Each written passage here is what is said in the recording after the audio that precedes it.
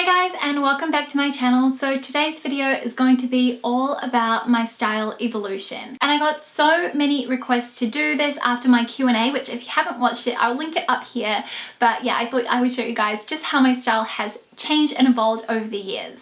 I've actually got some photos that I'm going to be referring back to throughout this video, which are from my old blog post. So this is even before I started Mademoiselle. So that's going to be a bit of a treat. But I don't really have any photos from between ages of 18 and 22. So I thought I'd just talk through what my style was like then to give you guys a bit of an idea. So my style was so heavily influenced by a number of bloggers, which were some of the original bloggers. So there was Lulu from Lulu and Your Mom. There was Rumi Neely from Fashion Toast, and then there was another girl who was sort of in that same group of friends called Annabelle. I can't remember for the life of me what her blog was called, but they were sort of some of the key bloggers that I think I was really drawn to. Oh, and Childhood Flame as well. So I was really drawn to their style and I tried to emulate it, even though these girls were all very petite, had very, very different body shapes to myself, and honestly, what I was wearing really didn't look great on me. So I wore a lot of leggings. I had those Sass and Bides Rats leggings, I think they were called. I can't remember 100%, but they were sort of ruched black leggings, and I would wear these oversized white singlets. I would actually get them from my stepdad, and then I would do this thing where you would create a fray throughout the entire top. It took hours, but I was really into that with just an oversized cardigan over the top. And I have to say, at the time, I was really conscious of my figure. I really struggled with, I guess, accepting the way that my body looked, which was stupid. And as you'll see from the photos from 2010, I really had nothing to worry about. I had a great figure. I was in great shape.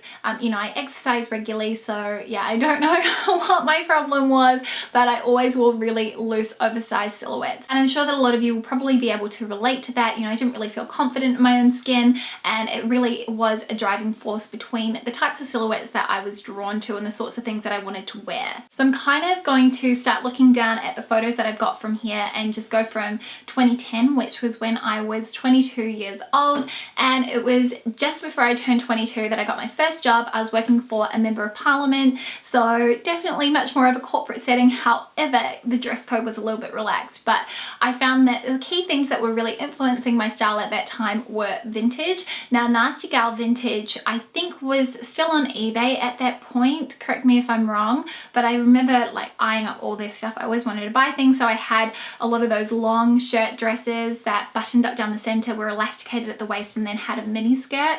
That was definitely something that was very in. A lot of the pieces that I was drawn to were very fitted at the waist, and then they had a flared or A-line skirt, as I found that that was the thing that was most flattering on me. And because my waist was my smallest point, that was sort of what I gravitated to most. And it was really around this time that I think I started getting into suiting. You'll see that I wore platform shoes. I do not know how I didn't roll my ankle or break my leg or whatever just falling over, but I was really, really into platform shoes, which these days I wouldn't really go near.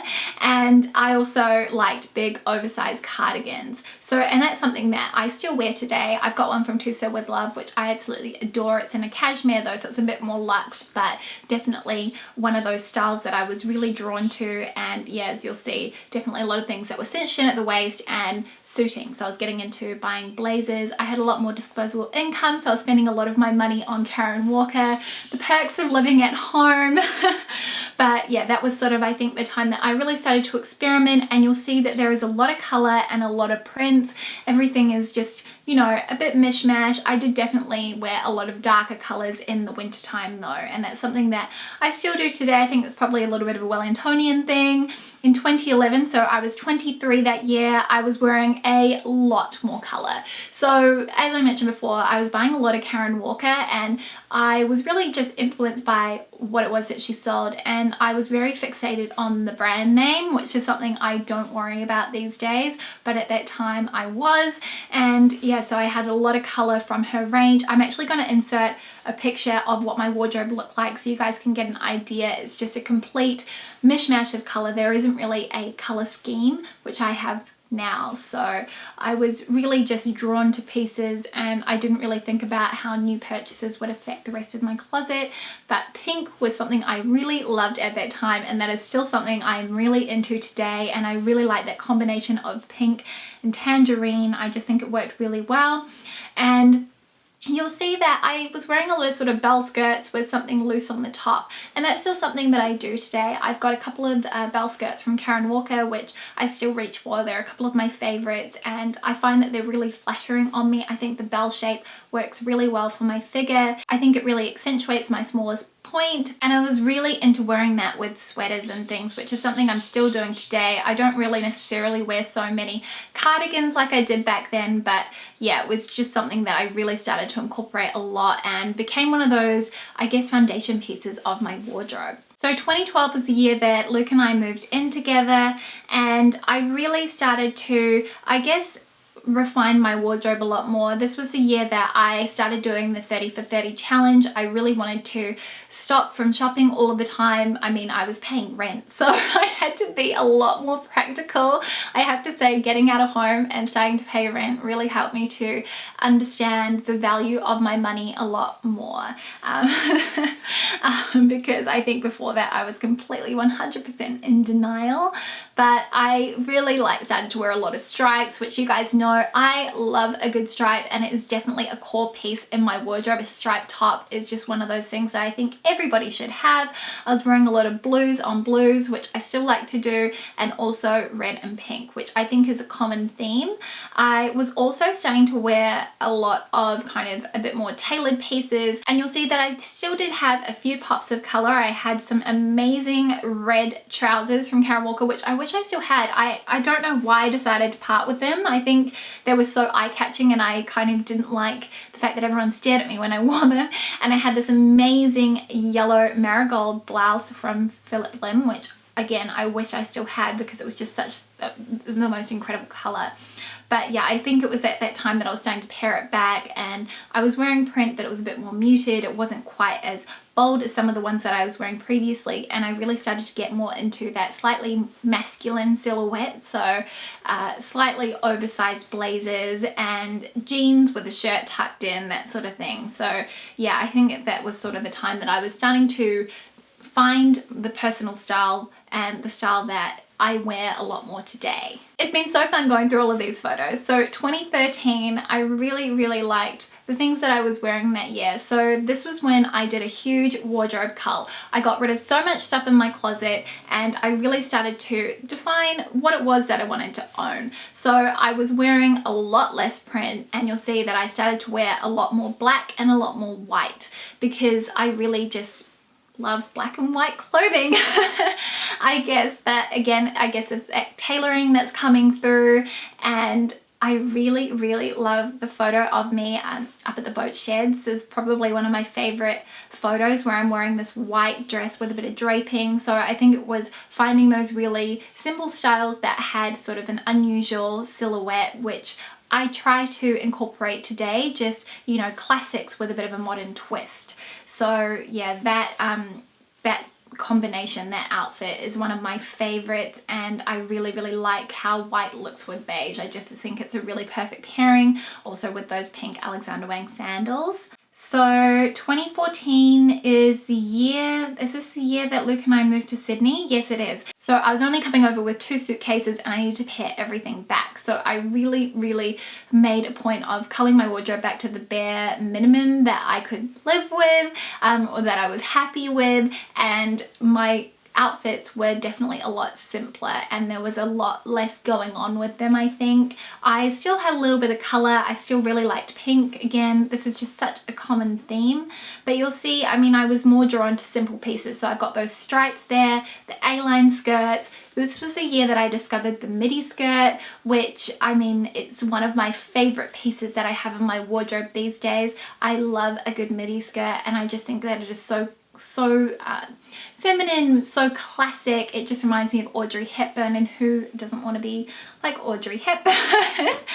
But yeah, you'll sort of see that midi skirts are definitely something that have started to make more of an appearance in my wardrobe since 2014. And I sort of think that this really continued throughout 2015 as well. So that was the year that we moved into the house that we live in now. And I really think that something that became a focus for me that year was really interesting accessories. And I started to think more about how accessories had an impact on my outfit. So Charlotte Olympia, as you guys know, is one of my favorite designers for her kitty flats, but I just think her flats in general are the bomb. I love them so much. I've got quite a few pairs, and the panda flats that I'm wearing with that white Ellery dress I just adore, and I think that they really just jazzed up the outfit, and it's just a great way to be able to wear a flat shoe but that's not boring. And so yeah, I definitely focused on how accessories could change up my look and make it seem a bit more interesting. And I also tried to play with a little bit of colour. So the lilac skirt that I've got from Karen Walker in that A-line style, which is a bit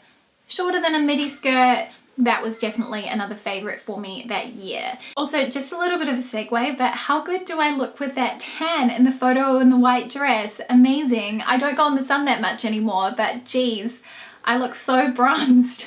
Sorry if you can hear Charlotte meowing. I think she wants to come in.